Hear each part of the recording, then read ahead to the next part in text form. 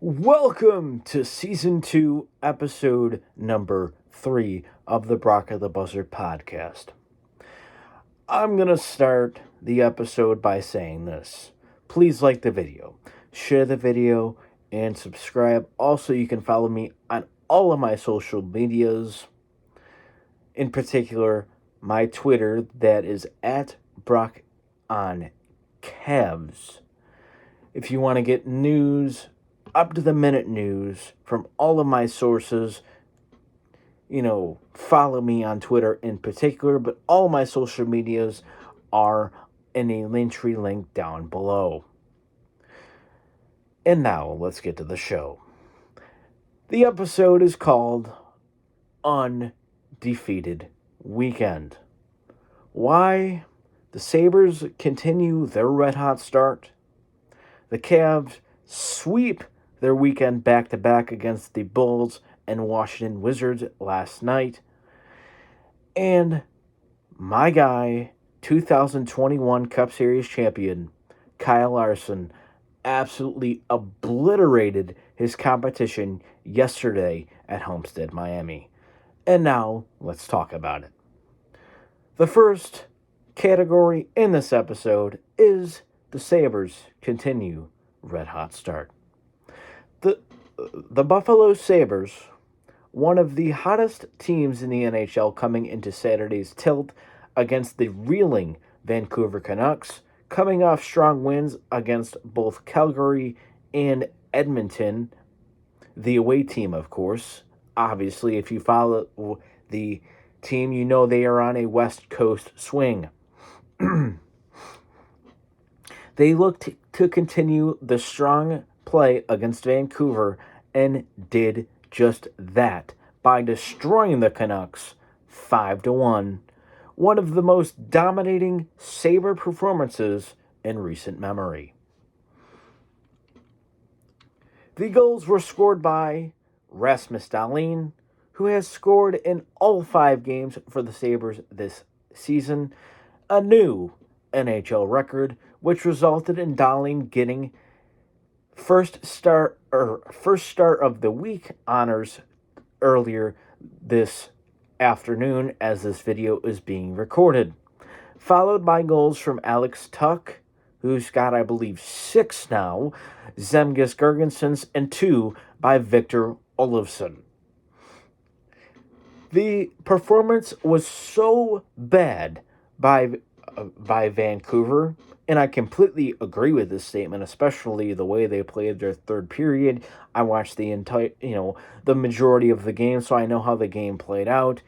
As their head coach, Bruce Boudreau, said that the team needs to, quote, look in the mirror. And to explain how bad it was, I was laughing the entire final 2 minutes where the Sabres tallied 2 more goals, as the Canucks fell to a pitiful 0-4-2. Unfortunately for the Sabres, it wasn't all good news, though, as they lost yet another defenseman, Mattias Samuelsson, to an ugly-looking leg injury. He has been placed on IR, but the good news is initial reports coming out from the Sabres is that he, quote, dodged the worst, which is, in a sense, good news for both the Sabres and Mattias Samuelsson. And now, I believe these are the reasons why the Sabres are now 4-1. Look to go 5-1 on Tuesday against the Seattle Kraken in Seattle. But what has been clicking for the Buffalo Sabres? Obviously, Rasmus Dahlin comes first and foremost. Dahlin has looked like the best defenseman in the NHL so far, scoring, passing, hitting, and having the edge to his game that every key defenseman must have in the NHL. And if you've been watching the Sabres, you know exactly what I'm talking about. Goaltending. Both Craig Anderson, who is in his 20th season, and Eric Comrie, newcomer from the Winnipeg Jets, have been fantastic so far for Buffalo, and the stats prove that. The Sabres are allowing a staggering low number in goals against. That number is 2.2 goals a game. And that clearly states that they are the top goalie tandem in the NHL. And finally, playing freely. Head coach Don Granato has been allowing the team to play fast and free, which allows the young guys such as J.J. Peterka and Dylan Cousins to have success. Both have been instrumental in the Sabres' 4-1 strong start so far through 5 games, allowing the defenseman to jump up into the play, which Dahlin does so well, and obviously the stats prove that. And the Sabres look to continue this strong momentum as they take on, as I said, the Seattle Kraken tomorrow at 10 p.m. Eastern on MSG and ESPN+. The second category of this episode, recapping the Cavs opening week. This Cavs team, who has played the majority of the opening week without their all-star Darius Garland, if you haven't heard, thanks to a poke in the eye from Raptors guard Gary Trent Jr., the Raptors are the most handsy team I've ever seen. But that is here nor there. The poke to Garland's eye caused an eye laceration, which has held him out of the last 2 games. Garland is targeting a return Friday against the undefeated Boston Celtics as of the recording of this video. That is according to Chris Fedor of Cleveland.com. With all that said, though, led by an MVP, if I can get the letters out of my mouth, worthy week put up by Donovan Mitchell, the bench stepping up, and defense has the Cavs sitting 2-1, which puts them 4th in the East after the first week of the NBA season. And now let's break down the good and the bad that we've seen so far. First, obviously, the good. Donovan Mitchell. The 3-time All-Star is proving he is everything we thought, as Cavs fans, he was and more, averaging 33.3 points per game. Yes, that stat is true. 5.3 rebounds per game and a awesome 7 assists per night as well. Mitchell has also been very solid defensively as well. Along with, Mitchell is also providing the much-needed leadership that the team needs, especially without their leader, Darius Garland. Mitchell also now holds the Cavs record for most points scored in their first 3 games to open a season, 100 to be exact, surpassing Cavs legend Austin Carr last night in their 117-107 overtime win over the Washington Wizards last night. The bench. The Cavs bench has been outstanding, with strong performances coming on a nightly basis from Jetty Osman, averaging an impressive 16 points per game, followed by strong performances by many guys throughout these first 3 games. By guys such as Kevin Love, Dean Wade last night, and Robin Lopez the last 2 nights for Cleveland here, as they got the weekend sweep, as I said, over the Chicago Bulls Saturday in dominating fashion and last night in an OT thriller against the Washington Wizards. Furthermore, the Cavs bench will get stronger thanks to the additions of Ricky Rubio, who is recovering from an ACL. As I said in an earlier episode, Rubio's return is expected to come towards Christmas. And Dylan Windler, who will soon return from an ankle injury. Windler has been out I believe, all of the preseason and the start of the regular season, but I believe a Windler return is sooner rather than later. And finally, the good ends here. Defense. The Cavs' calling card from last season remains the same. Defense. Thanks to the improvements from guys such as Mitchell and Karis LeVert, who has looked outstanding as well on both ends of the floor, despite what the stats may say. And obviously, Jared Allen and Evan Mobley continue to show their defensive prowess on a nightly basis. The bad. I honestly don't know what to say about this player. His name is Isaac Okoro, but I do have something to say. Okoro looks like a complete offensive liability. To put that in perspective, I believe he's only averaging like 2 points a night and about 20 minutes a game. That is not good. That is awful. From shooting, drives to the basket, to his dribbling, which looks hurried, and is causing turnovers. You saw that last week, Wednesday, against the Toronto Raptors in multiple scenarios.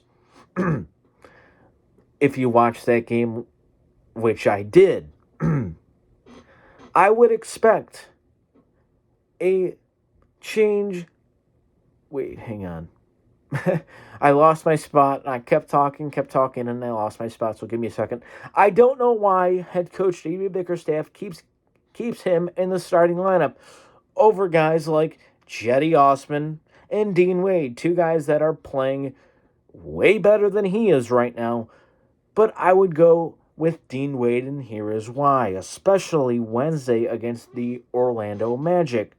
The Orlando Magic front court with the impressive rookie so far, Paolo Banchero, I hope I said that correctly, Wendell Carter Jr. and Franz Wagner all standing 6'8" or above. I think Wade will obviously help bring some size to that front court with Allen and Mobley, unlike what Isaac Okoro brings.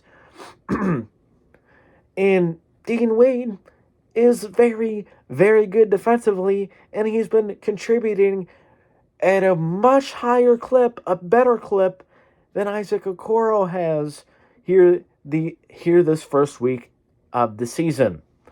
As I said, I would expect a lineup change to come as soon as Wednesday when the Cavs take on the Orlando Magic, and with Garland soon returning, I believe Okoro could be in danger of losing his spot in the rotation entirely.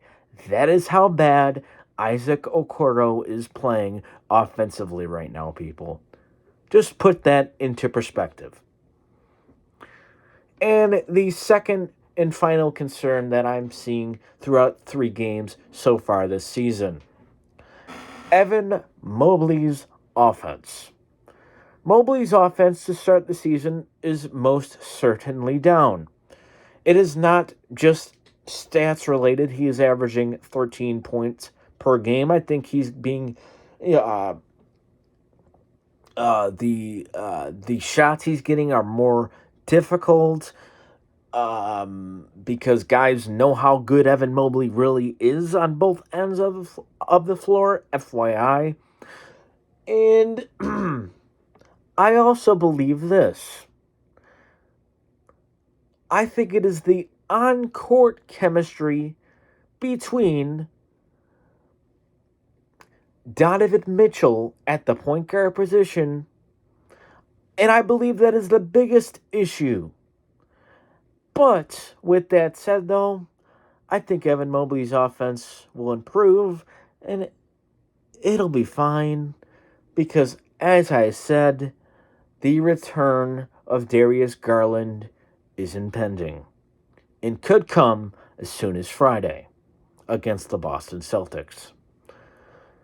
The Cavs' next game, as I previously stated, is Wednesday against the Orlando Magic from Rocket Mortgage Fieldhouse at 7 p.m. Eastern on Bally Sports Ohio and NBA League Pass.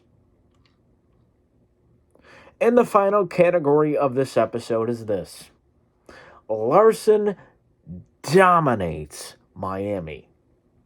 Coming into Sunday's race at Miami following two horribly bad weeks, I got a better word for you: abysmal weeks for the 2021 Cup Series champion Kyle Larson and the number 5 team. They had just one thing on their mind Sunday, and that was to execute. They did just that by dominating at one of Larson's best tracks, Homestead, Miami, scoring their 3rd win of the season, locking themselves into the Owners' Championship 4 at Phoenix in 2 weeks. How dominant was Larson really? Well, let me tell you. Larson led a staggering 199 of the 267 laps on Sunday, winning both stages and, of course, the race. Hands down the most dominant performance in the NASCAR Next Gen era in the Cup Series.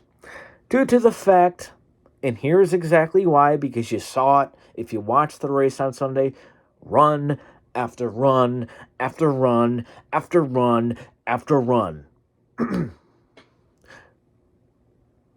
And this was because due to the fact that after 8 laps, I put a number on it, 8 laps to be specific for you, with Larson running not feet, but inches from the wall.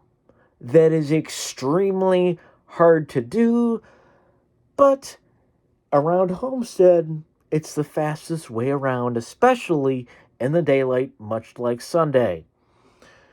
The car found another gear that absolutely nobody had. Nobody. And Larson was in a little bit of controversy, if you want to call it controversy yet again this week, but I don't think it's a big deal, so let me explain. My opinion on the Larson-Truex pit road contact. This was a source of contention, as I just stated, on social media following Sunday's race. So on the final stop of the day with about 18 laps to go, I believe it was. I could be wrong, so don't quote me on that. With Truex leading and Larson sitting second, the two made contact, which cost Truex a shot at the win, meaning contact on pit road, of course, resulting in some people, one person in particular, I don't know who you are, I think you're irrelevant, but you said, quote, typical Larson, end quote, which in my opinion is a joke. And here is why. People who actually paid attention to both the replay and analysis from the NASCAR on NBC team, it was clear what happened. Truex didn't see his pit stall. Due to a pitted up windshield from tire rubber and debris, and the excessive glare, something went wrong with my computer here as I'm reading it off, of course. Okay, excessive glare from the Florida sun. And for those of you who have been to Florida, and it's about roughly 4 p.m. Eastern time, you know exactly what I mean. Also, people who have been paying attention to the sport for years, like myself, for 15 plus years to be exact, Larson actually helped Truex by turning him into his stall backwards, in which you can still pit the car after Truex suddenly smashing his brakes, trying to see the stall, which was determined was less than 2 stalls away when he abruptly hit his brakes, which is virtually impossible to do.